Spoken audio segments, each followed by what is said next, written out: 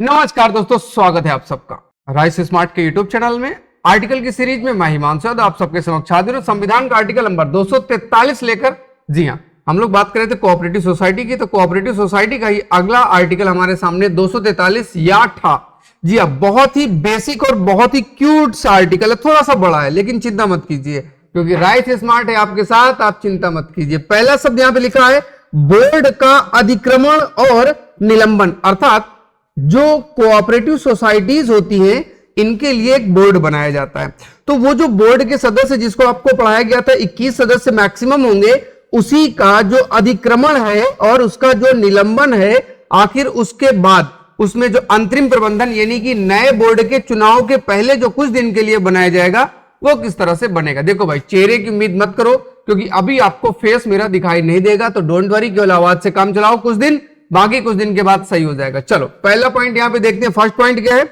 तत्समय प्रवृत्त किसी भी विधि में किसी बात के होते हुए भी कोई बोर्ड 6 माह से अधिक की अवधि के लिए अतिष्ठित नहीं किया जाएगा, यानी कि अलग से लाया नहीं जाएगा।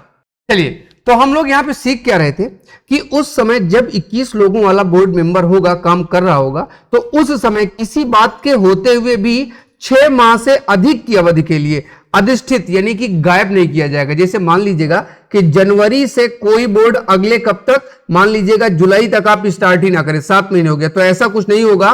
मैक्सिमम गैप बिना किसी बोर्ड के 6 मंथ का होने वाला। कितने दिन का होने वाला है? 6 मंथ का होने वाला, यही बात है। लेकिन, किंतु, परंतु क्या कह रहा है? उसके लगातार व्यतिक्रम की दशा में, अगर लगातार वो अवेलेबल नहीं है, तब अपने कर्तव्य के अनुपालन में उपेक्षा करने की दशा में, मान लीजिएगा वो अपने कार्य को सही ढंग से यूज नहीं कर पा रहा है, उसके बोर्ड मेंबर जो वो बीमार है, उनकी तबीयत खराब है, या उसकी बैठकें नहीं हो पा रही किसी वजह से, कोरोना जैसी कोई कंडीशन आ जाए, तब आगे क्या कहा गया वो भी समझिएगा। बोर्ड द्वारा सहकारी सोसाइटी या उसके सदस्य के हितों के प्रतिकूल कोई करने की दशा में, मान लीजिएगा कि जो 21 लोग हैं उनकी योग्यता के खिलाफ कोई केस चल रहा है, उनको हटाने की कोई बात चल रही है, उनके प्रतिकूल, उनके अगेंस्ट कोई काम करना है, तब।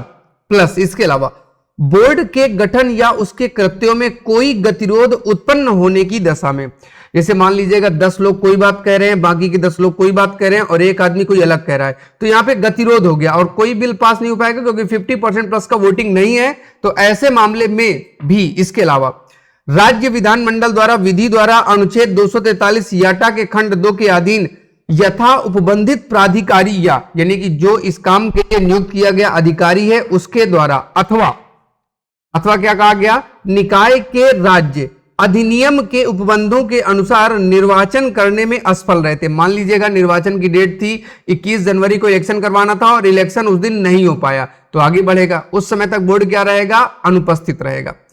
अतिष्ठित किया जा सकेगा यानी कि उस समय वर्किंग पर नहीं होगा, या निलंबित किया जाएगा, जो काम कर रहा है वो आगे सस्पेंड कर दिया जाएगा। इतनी बात यहां तक है। परंतु यह और कि जहां कोई सरकारी शेयर धारण या सरकार द्वारा कोई उधार या वित्तीय सहायता या प्रत्याभूति नहीं है, वहां ऐसी किसी सहकारी सोसाइटी के बोर्ड को अधिष्ठित नहीं किया जाएगा। यानी कि अगर सरकार द्वारा सहायता प्राप्त नहीं है, उसका कोई सरकारी शेयर नहीं है, उसमें लोगों के द्वारा अपनी तरफ से पैसे इन्वेस्ट नहीं किए जा रहे, तो ऐसी सहकारी सोसाइटी क्या नहीं की जाएगी? बनाई नहीं जाएगी। जैसे मान लीजिएगा अमूल दूध वाली जो कंपनी है वो भी एक सहकारी समिति है, लेकिन अगर इसमें प्राइवेट कोई आदमी नहीं रहेगा तो ये कंपनी काम नहीं करेगी। इसलिए सरकारी शेयर भी होना चाहिए, प्राइवेट शेयर भी होना चाहिए, तभी यह समिति बनेगी, अन्यथा निलंबनाधीन तब ये नहीं रहेगी। आगे क्या कहा गया? परंतु कुछ और बातें ध्यान में रखनी है, यह भी कि बैंककारी कारोबार, देखो यहां पे जो बैंककारी शब्द लिखा है, अर्थात इसके जो मेंबर्स होंगे उनमें कुछ लोग बैंक वाले भी होंगे, क्योंकि फाइनेंस का काम है, बड़े लेवल पे पैसे की जरूरत होगी, तो जो बैंक की जानकारी लोग रखते हैं वो लोग भी यहां पे शामिल होंगे। मतलब बैंककारी कारोबार करने वाली किसी सहकारी सोसाइटी की दशा में बैंककारी विनियमन अधिनियम 1949 के उपबंध भी लागू होंगे, यानी कि बैंकों वाले रूल्स भी इसमें क्या होंगे? लागू होंगे। और यहां जो आपका 1949 है, ये आपका आरबीआई बैंक के रूल्स हैं, उसके तहत ये काम करेंगे।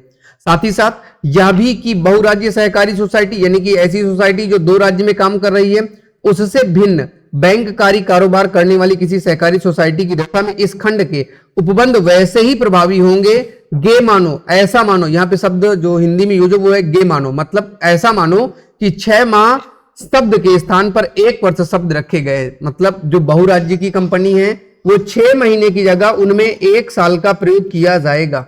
आगे बात करते हैं अगला पॉइंट इसका, आर्टिकल 243 का, बोर्ड के अधिक्रमण की दशा में ऐसी सहकारी सोसाइटी के कार्यकलाप का प्रबंधन करने के लिए नियुक्त प्रशासक खंड 1 में निर्दिष्ट अवधि के भीतर 6 महीने के भीतर निर्वाचनों के संचालन के लिए व्यवस्था करेगा और उसका प्रबंधन निर्वाचित बोर्ड को सौंपेगा। प्लस किसी राज्य का विधानमंडल विधि द्वारा प्रशासक की सेवा की शर्तों के लिए उपबंध कर सकेगा।